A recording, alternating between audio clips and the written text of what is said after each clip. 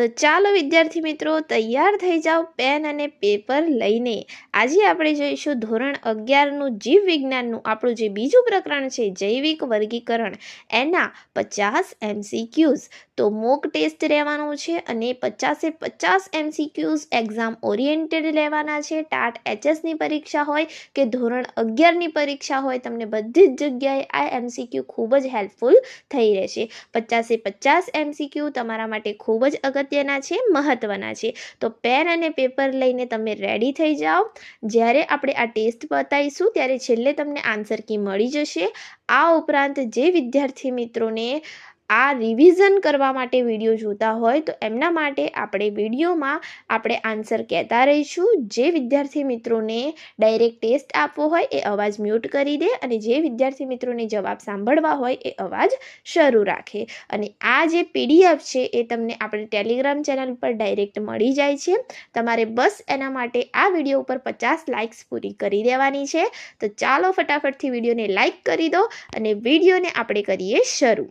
તો પહેલો આજનો આપણો પ્રશ્ન છે કે એરિસ્ટોટલે વનસ્પતિઓને તેમના બાહ્ય લક્ષણોના આધારે કયા 3 જૂથોમાં વહેંચી હતી?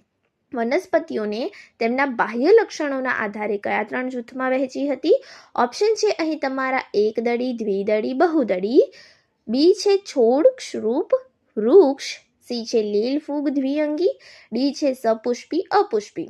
તો અહીં તમારે સિમ્પલી એરિસ્ટોટલે જે વનસ્પતિઓને વર્ગીકરણ કર્યું છે, 3 જૂથોમાં વહેંચી છે, એ કહેવાનું છે.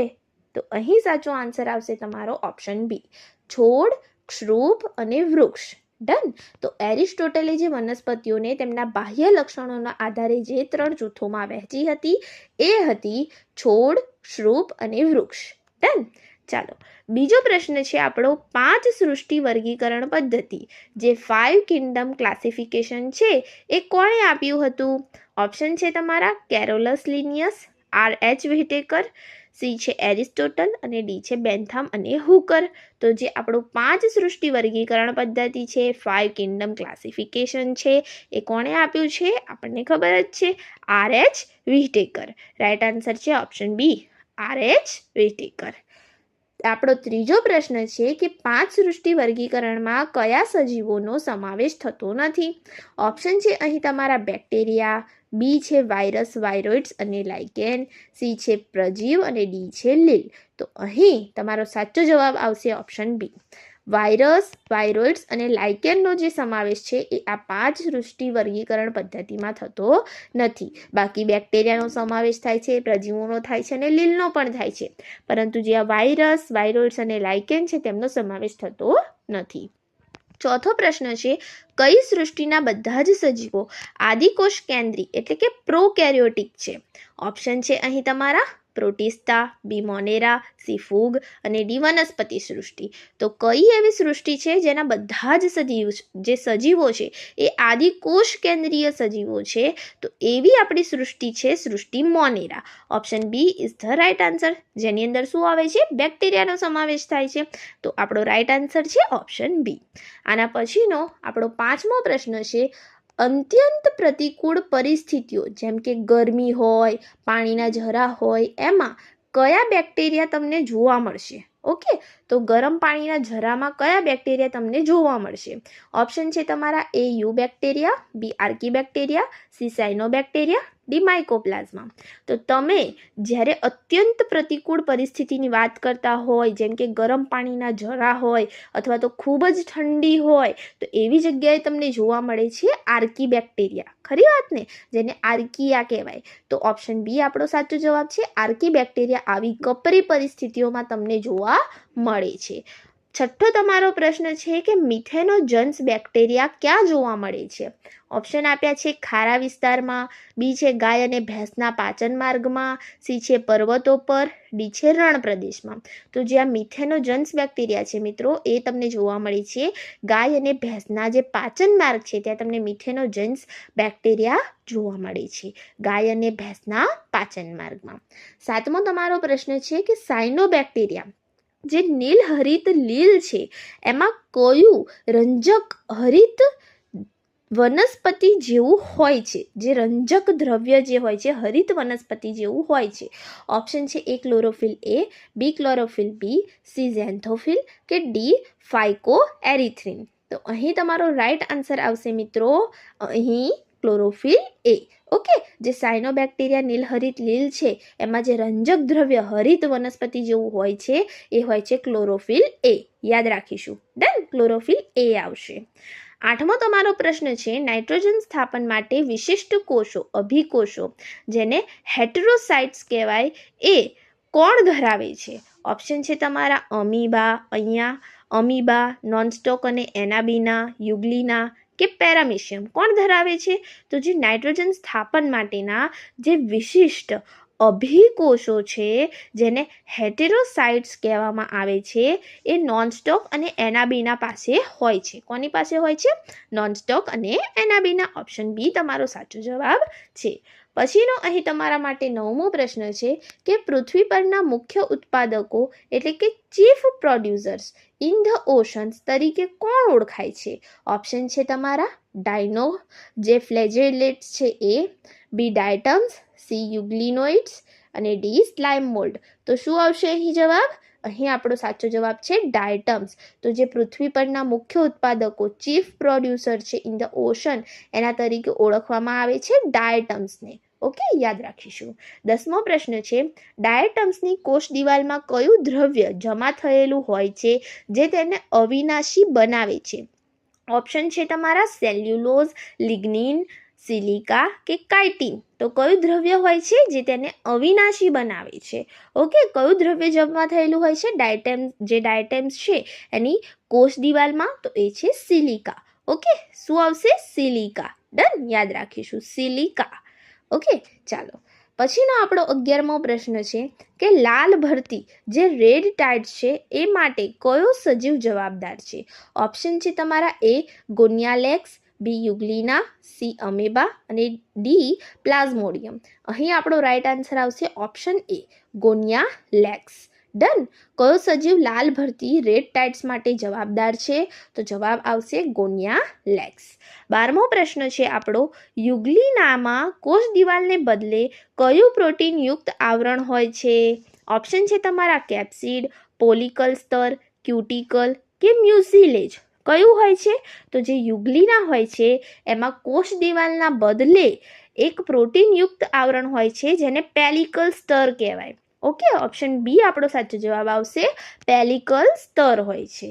પછીનો આજનો આપણો 13મો પ્રશ્ન છે કે મલેરિયા માટે જવાબદાર પ્લાઝ્મોડિયમ એ કયા પ્રકારનું પ્રજીવ છે? જે મલેરિયા માટે જવાબદાર છે એવું પ્લાઝ્મોડિયમ એ કયા પ્રકારનું પ્રજીવ છે?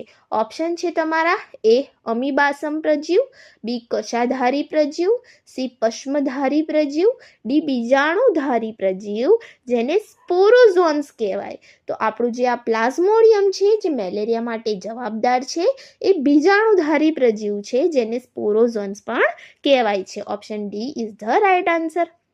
14મો પ્રશ્ન છે, સ્લાઇમ મોલ્ડ પ્રતિકૂળ પરિસ્થિતિમાં કઈ રચના બનાવે છે? ઓપ્શન છે તમારા પ્લાઝ્મોડિયમ, ફળકાઈ એટલે કે ફ્રુઇટિંગ બોડીઝ, સી છે કણી બીજાણુ, ડી છે કુડમલ. તો જે સ્લાઇમ મોલ્ડ છે એ પ્રતિકૂળ પરિસ્થિતિમાં જે રચના બનાવે છે એને ફળકાઈ અથવા ફ્રુઇટિંગ બોડીઝ કહેવાય છે. ઓકે, 15મો પ્રશ્ન છે એમાં વિધાન આપ્યા છે, સાચું વિધાન આપણે કહેવાનું છે. વિધાન 1 છે માઇકોપ્લાઝમા સૌથી નાના જીવંત કોષ છે. તો અહીં બીજું વિધાન છે કે તેઓ ઓક્સિજન વગર જીવી શકતા નથી. તો અહીં જે આપણું પહેલું વિધાન છે કે માઇકોપ્લાઝમા સૌથી નાના જીવંત કોષ છે એ 100% સાચું છે. પરંતુ જે બીજું વિધાન છે કે તેઓ ઓક્સિજન વગર જીવી શકતા નથી, આ વિધાન કેવું છે? ખોટું છે. જે માઇકોપ્લાઝમા છે ઓક્સિજન વિના જીવી શકે છે, અજારક શ્વસન કરી શકે છે. તો આપણો સાચો જવાબ આવશે ઓપ્શન બી. વિધાન 1 સાચું છે જ્યારે વિધાન બી ખોટું છે. 16મો પ્રશ્ન છે, ફૂગની કોષ દિવાલ શેની બનેલી હોય છે? ઓપ્શન છે સેલ્યુલોઝ, પેપ્ટિડોગ્લાયકેન, કાઇટિન અને પોલિસેકેરાઇડ કે હેમિસેલ્યુલોઝ. તો જે ફૂગની કોષ દિવાલ છે એ આપણે જાણીએ છીએ કે શાની બનેલી હોય છે? કાઇટિન અને પોલિસેકેરાઇડની બનેલી હોય છે. Option C is the right answer. આના પછીનો 17મો પ્રશ્ન છે, બ્રેડ અને બિયર બનાવવા માટે કઈ ફૂગ વપરાય છે? ઓપ્શન છે મ્યુકર, યીસ્ટ, એગેરિક્સ કે પક્સિનિયા. તો અહીં રાઈટ આન્સર આપણો જે છે એ છે યીસ્ટ. જે બ્રેડ અને બિયર બનાવવા માટે જે ફૂગ વપરાય છે એ છે યીસ્ટ. 18મો પ્રશ્ન છે, રાયના જે પર્ણો છે એના પર સફેદ ટપકા કઈ પરોપજીવી ફૂગને કારણે થાય છે? રાયના પર્ણ ઉપર ઓપ્શન છે તમારા આલ્બ્યુગો, બી રાઇઝોપસ, સી ન્યુરોસ્પોરા અને ડી ટ્રાઇકોડર્મા. તો જે આલ્બ્યુગો જે ફૂગ છે, પરોપજીવી ફૂગ છે, એના કારણે રાયના પર્ણ પર સફેદ ટપકા થાય છે. ઓપ્શન એ આપણો રાઈટ આન્સર છે આલ્બ્યુગો. આલ્બ્યુગો જવાબ આવશે. 19મો પ્રશ્ન છે, જે ફાઇકોમાઇસેટીસના સભ્યો છે સામાન્ય રીતે ક્યાં જોવા મળે છે?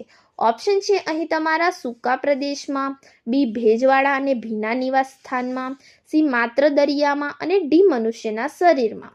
તો જે આ ફાઇકોમાઇસેટીસ છે એ તમને સામાન્ય રીતે ભેજવાળા અને ભીના નિવાસ સ્થાનમાં જોવા મળે છે. ઓપ્શન બી સાચો જવાબ છે. 20મો પ્રશ્ન છે, કોથળીમય ફૂગ એટલે કે સેક ફંજાઈ જેને કહેવાય છે એ તરીકે કોણ ઓળખાય છે? કઈ ફૂગ સેક ફંજાઈ કોથળીમય ફૂગ તરીકે ઓળખાય છે? ઓપ્શન છે તમારા ફાઇકોમાઇસેટીસ, એસ્કોમાઇસેટીસ, બેસિડિયોમાઇસેટીસ કે ડ્યુટેરિયોમાઇટીસિસ. તો અહીં રાઈટ આન્સર તમારો આવશે ઓપ્શન બી એસ્કોમાઇસેટીસ. ઓકે, જે એસ્કોમાઇસેટીસ જે ફૂગ છે એ કોથળીમય ફૂગ એટલે કે સેક ફંજાઈ તરીકે ઓળખાય છે. આના પછીનો આપણો 21મો પ્રશ્ન છે, જૈવ રાસાયણિક અને જનીન કાર્યમાં કઈ ફૂગનો વ્યાપક ઉપયોગ થાય છે? ઓપ્શન છે તમારા પેનિસિલિયમ, ન્યુરોસ્પોરા, એસ્પરજીલસ કે ક્લેવિસેપ્સ. તો જે આ જૈવ રાસાયણિક અને જનીન કાર્ય છે એમાં સૌથી વધુ જે ફૂગનો ઉપયોગ થતો હોય વ્યાપક રીતે એવી ફૂગ છે ન્યુરોસ્પોરા. ઓપ્શન બી સાચો જવાબ છે. 22મો પ્રશ્ન છે કે મશરૂમનો સમાવેશ કયા વર્ગમાં થાય છે?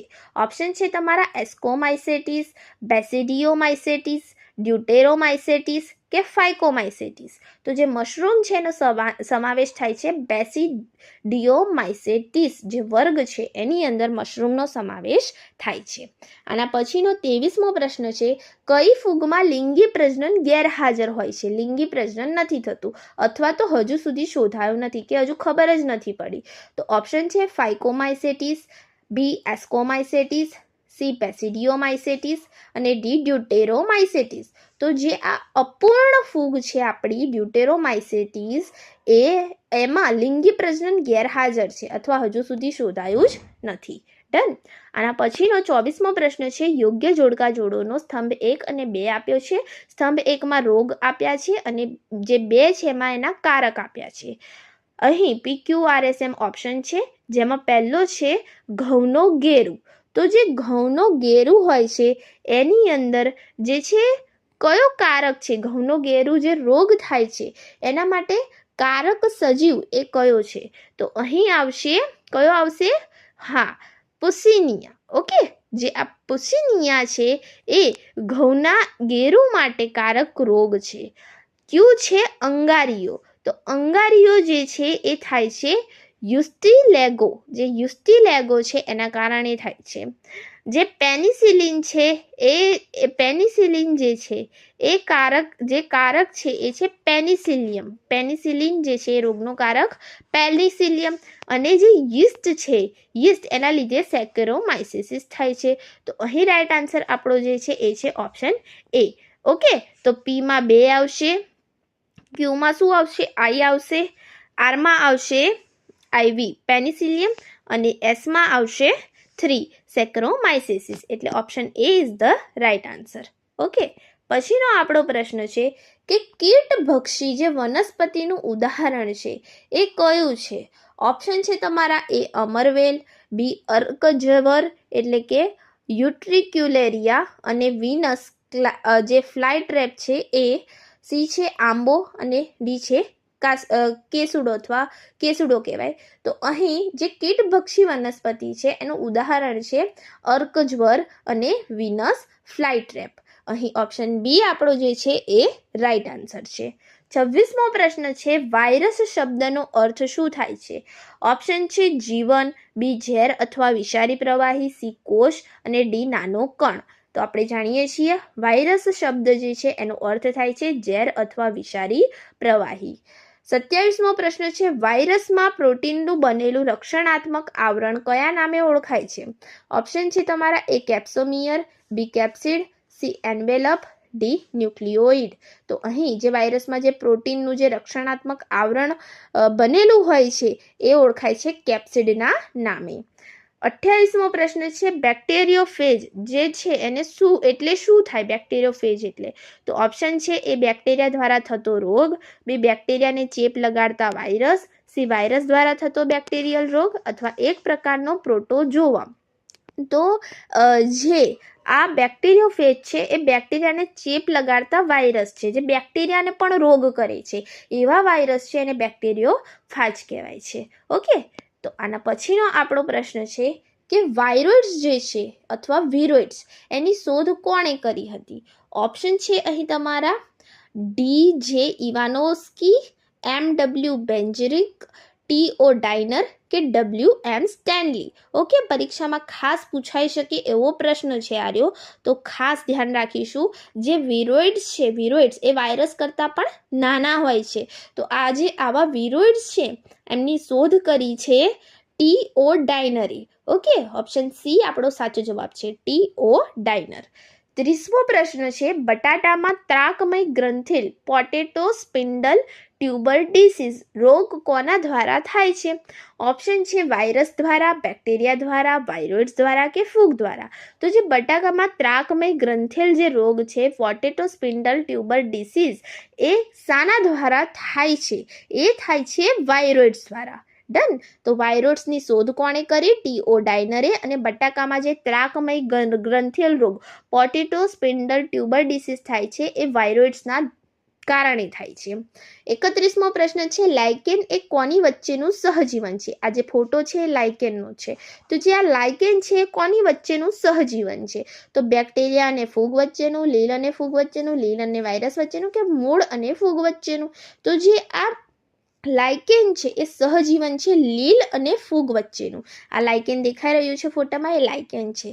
એ સહજીવન છે કોનું? તો લીલ અને ફૂગનું. આના પછીનો પ્રશ્ન છે લાઇકેનમાં લીલો ઘટકને ખાલી જગ્યા અને ફૂગ ઘટકને ખાલી જગ્યા કહેવાય છે. તો જે લીલું હોય છે એ શું હોય છે? લીલ હોય છે. તો જે આ લીલ છે એના ઘટકને શું કહેવાય અને જે ફૂગનો ઘટક છે એને શું કહેવાય? ઓપ્શન છે માઇકોબાયન્ટ, ફાઇકોબાયન્ટ, ફાઇકોબાયન્ટ, માઇકોબાયન્ટ, સહજીવન, પરોપજીવ કે પ્રોટિસ્ટા મોનેરા. તો જે લીલનો ઘટક હોય છે, ખાસ યાદ રાખજો મિત્રો, હો ને, તો જે લીલનો ઘટક હોય છે એને કહેવાય છે ફાઇકોબાયન્ટ. ઓકે, લીલના ઘટકને કહેવાય છે ફાઇકોબાયન્ટ અને ફૂગનો જે ઘટક છે એને કહેવાય છે માઇકોબાયન્ટ. ઓકે, તો ઓપ્શન બી આપણો સાચો જવાબ છે.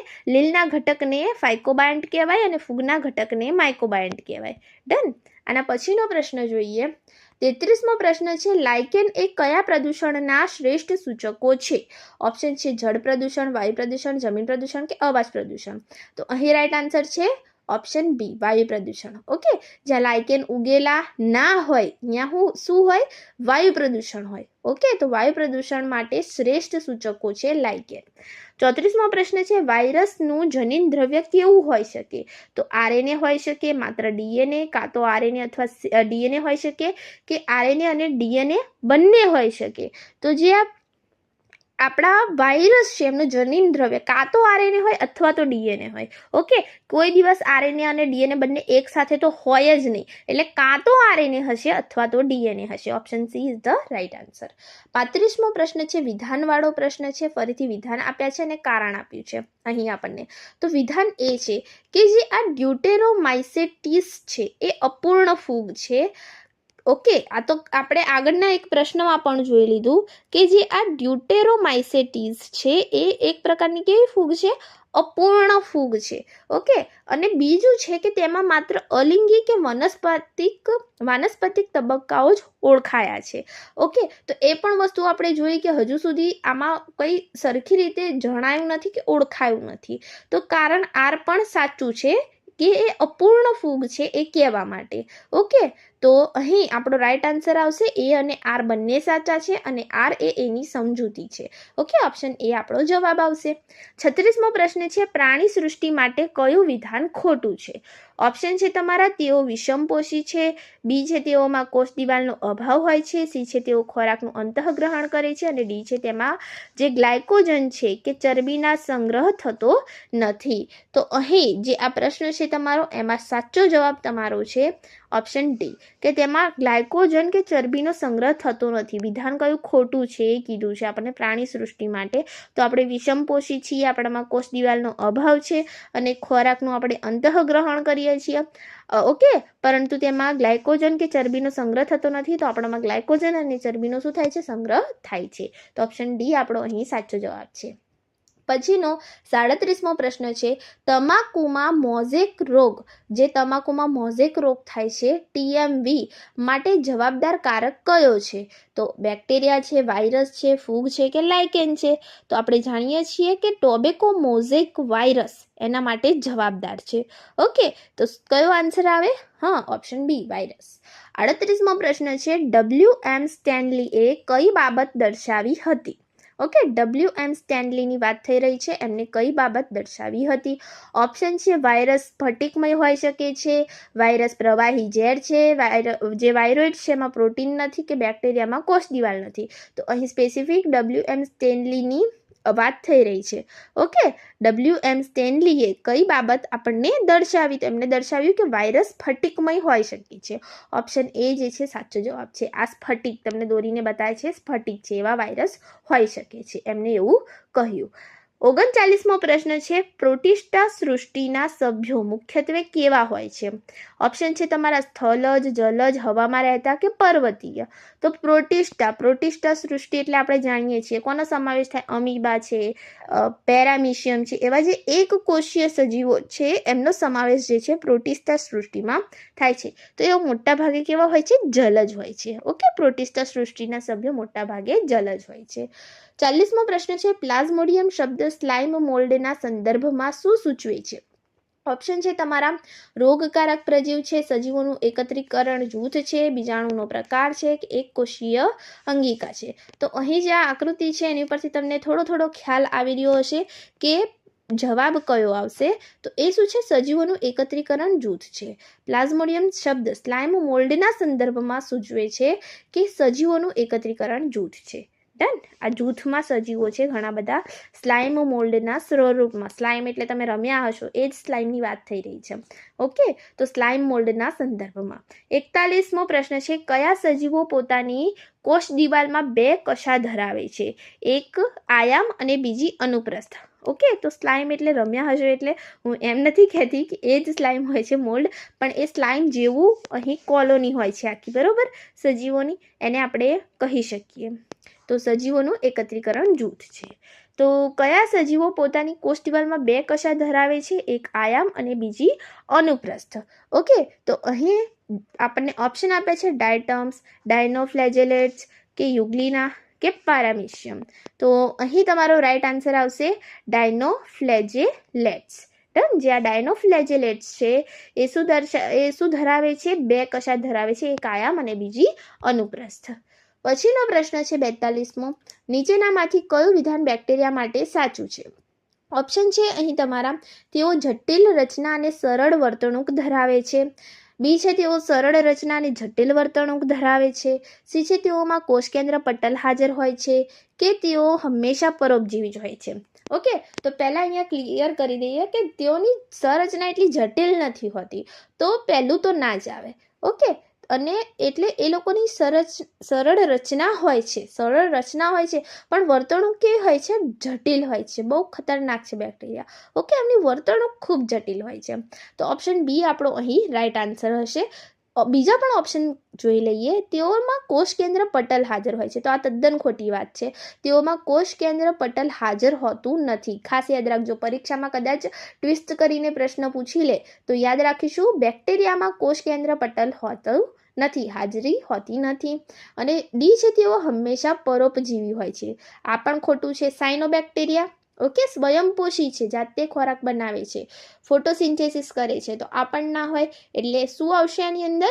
ઓપ્શન બી, તેઓ સરળ રચના અને જટિલ વર્તણૂક ધરાવે છે. ડન.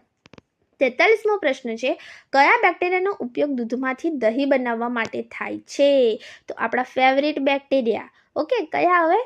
આમાં તો ખબર પડી જ જાય, લેક્ટોબેસિલસ. ડન. તો લેક્ટોબેસિલસ બેક્ટેરિયાનો ઉપયોગ થાય છે દૂધમાંથી દહીં બનાવવા માટે. ઓકે, કયું એસિડ બને? લેક્ટિક એસિડ બને. 44મો પ્રશ્ન છે, કયા સજીવોમાં દ્વિકોષ કેન્દ્રી તબક્કો N+N જે તબક્કો છે જોવા મળે છે? ઓપ્શન છે એ મોનેરા અને પ્રોટિસ્ટા, બી એસ્કોમાઇસેટિસ અને બેસિડોમાઇસેટિસ, સી છે ફાઇકોમાઇસેટિસ અને ડી માત્ર ડ્યુટેરોમાઇસેટિસ. તો શું આવશે આની અંદર? આની અંદર આવશે એસ્કોમાઇસેટિસ અને બેસિડિયોમાઇસેટિસ. બંનેમાં આપણને દ્વિકોષ કેન્દ્રીય તબક્કો N+N જોવા મળે છે. 45મો પ્રશ્ન છે, ફૂગમાં કયા પ્રકારનું પોષણ જોવા મળે છે? ઓપ્શન છે તમારા મૃતોપજીવી, બી પરોપજીવી, સી સહજીવી અને ડી આપેલ તમામ. તો અહીં આપણો રાઈટ આન્સર આવશે આપેલ તમામ. ફૂગમાં મૃતોપજીવી પોષણ પણ જોવા મળે, પરોપજીવી પણ જોવા મળે અને સહજીવી પણ જોવા મળે. ઓકે, તો આપેલ તમામ. આના પછીનો આપણો 46મો પ્રશ્ન છે, જે ગાય અને ભેંસના છાણ છે એમાંથી જે મિથેન ગેસ બાયોગેસ ઉત્પન્ન થાય છે એ જે હોય છે એ ઉત્પન્ન કોણ કરે છે? ઓકે, પ્રશ્ન અડધો રહી ગયો છે અહીં, સોરી એના માટે. તો ગાય અને ભેંસના છાણમાંથી જે મિથેન ગેસ બાયોગેસ ઉત્પન્ન થાય છે એ ઉત્પન્ન કોણ કરે છે એ કહેવાનું છે. કયા બેક્ટેરિયા છે જે ગાય અને ભેંસના છાણમાંથી મિથેન ગેસ ઉત્પન્ન કરે છે, બાયોગેસ બનાવે છે? ઓપ્શન છે તમારા જે આલ્બ્યુનો છે એ, બી છે મિથેનોજન્સ, સી છે સાયનોબેક્ટેરિયા અને ડી છે યુગ્લિના. તો અહીં આપણો રાઈટ આન્સર છે મિથેનોજન્સ. જે મિથેનોજન્સ છે એ મિથેન ગેસ બનાવે છે, એટલું યાદ રાખીશું, મિથેનોજન્સ મિથેન ગેસ બનાવે છે. 47મો પ્રશ્ન છે, જે વિષમપોષી હિટ્રોટ્રોફિક બેક્ટેરિયા છે કુદરતમાં કયા માટે જાણીતા છે, કયા કાર્ય માટે જાણીતા છે? ઓપ્શન છે નાઇટ્રોજન સ્થાપના માટે, વિઘટકો ડિકમ્પોઝર તરીકે, સી એન્ટીબાયોટિક્સ ઉત્પાદનમાં કે આપેલ તમામમાં. તો કઈ રીતે જાણીતા છે? અહીં આપણો રાઈટ આન્સર છે ઓપ્શન ડી આપેલ તમામ. એ નાઇટ્રોજનનું સ્થાપન પણ કરે છે, પછી વિઘટકો પણ છે, ડિકમ્પોઝર તરીકે પણ છે અને એન્ટીબાયોટિક્સનું ઉત્પાદન પણ કરે છે. તો બેક્ટેરિયા એ કુદરતમાં નાઇટ્રોજનનું સ્થાપન કરે છે. કયા બેક્ટેરિયા કરે છે? આ તમારે કહેવાનું છે, કયા બેક્ટેરિયા કરે છે નાઇટ્રોજનનું સ્થાપન? ઓકે, આપણને આવડવું જોઈએ. Rhizobium, right? તો રાઇઝોબિયમ બેક્ટેરિયા કરે છે. બીજા પણ બેક્ટેરિયાની અંદર આવે છે જે નાઇટ્રોજનનું સ્થાપન કરે છે, એ તમારે યાદ કરીને મને કહેવાનું છે. વિઘટકો તરીકે હોય છે, ડિકમ્પોઝર કરે છે ફૂડને, એન્ટીબાયોટિક્સનું ઉત્પાદન કરે છે. ઓકે, ચાલો આના પછીનો પ્રશ્ન છે, વાયરોઇડ્સ જે છે એ વાયરસ કરતાં કેવી રીતે જુદા પડે છે? ઓપ્શન છે તમારા પ્રોટીનનું આવરણ ધરાવે છે, પ્રોટીન આવરણનો અભાવ હોય છે, કદમાં મોટા હોય છે કે જટિલ રચના ધરાવે છે. તો વાયરોઇડ્સ એ જે આપણા વાયરસ છે એનાથી જુદા પડે છે. કેમ જુદા પડે છે? કેમ જુદા પડે છે આ વાયરોઇડ્સ? તો એની અંદર જે પ્રોટીન આવરણ જે વાયરસની અંદર હોય છે એનો શું હોય છે? અભાવ હોય છે. ઓકે, તો વાયરોઇડ્સની અંદર એ પ્રોટીન આવરણનો અભાવ હોય છે, આથી વાયરસ કરતાં જુદા પડે છે. 49મો આપણો પ્રશ્ન છે, પેરામિશિયમમાં હલનચલન માટે કઈ રચના હોય છે? ઓપ્શન છે તમારા કશા એટલે ફ્લેજેલા, બી પશ્મ એટલે સિલિયા, સી ખોટા પગ જેને જે સ્યુડોપોડિયા કહેવાય અને ડી છે એક પણ નહીં. તો જે પેરામિશિયમ છે એની અંદર હલનચલન માટે જે છે કઈ રચના આવેલી છે? તો પશ્મ આવેલા છે, સિલિયા. આ તમને જે નાના નાના વાળ જેવા દેખાઈ રહ્યા છે એ શું છે? એના સિલિયા છે. ઓકે, તો પશ્મ હોય છે પેરામિશિયમમાં. 50મો પ્રશ્ન છે, નીચેનામાંથી કયા સજીવને સજીવ અને નિર્જીવને જોડતી કડી માનવામાં આવે છે? ઓકે, ખબર પડી ગઈ હશે, શું છે? વાયરસ. તો વાયરસને સજીવ અને નિર્જીવને જોડતી કડી માનવામાં આવે છે. તો અહીં આપણો આ સરસ મજાનો ટેસ્ટ પૂર્ણ થાય છે. આ રહી તમારી આન્સર કી. ફટાફટથી જે પણ મિત્રોએ ટેસ્ટ આપ્યો હોય એ પોતાના આન્સર ચકાસી લો. તમારા કેટલા માર્ક્સ આવ્યા છે મને કમેન્ટ કરીને જરૂરથી જણાવજો. ઓકે, તો અહીં આપણો આ સરસ મજાનો વિડીયો પૂર્ણ થાય છે. હું આશા રાખું છું કે તમારી તૈયારી ખૂબ જ સારી ચાલી રહી છે અને આમને આમ તમારી તૈયારીને ચાલુ રાખો. જે પ્રશ્ન ખોટા પડ્યા હોય તેનું પુનરાવર્તન કરતા રહો અને આવા જ નવા વિડીયો જોવા માટે અમારી આ ચેનલને સબસ્ક્રાઈબ કરી દો. અને જો આ વિડીયો ગમ્યો હોય તો પ્લીઝ આને લાઇક કરી દો. તમારા જેવા બીજા એસ્પિરન્ટ્સ જે હોય એમની સાથે શેર કરી દો. અને હા, 50 લાઇક પછી તમને આની PDF આપણી ટેલિગ્રામ ચેનલ ઉપર મળી જશે. તો આ PDF મેળવવા માટે આપણી ટેલિગ્રામ ચેનલને હાલ જ તમે જઈને ફોલો કરો. એની લિંક તમને નીચે ડિસ્ક્રિપ્શન બોક્સમાં મળી જશે.